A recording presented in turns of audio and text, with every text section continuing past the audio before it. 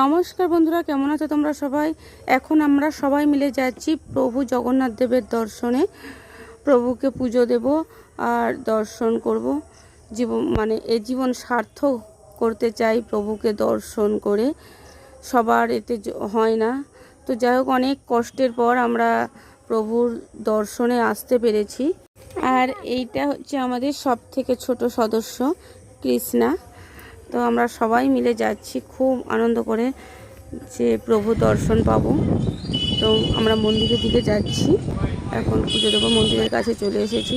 মন্দিরের ভেতরে কোনো ক্যামেরা অ্যালাও নেই, তার জন্য আমাদেরকে ক্যামেরা একটা জায়গায় রেখে সেখানে টিকিট করে যেতে হচ্ছে।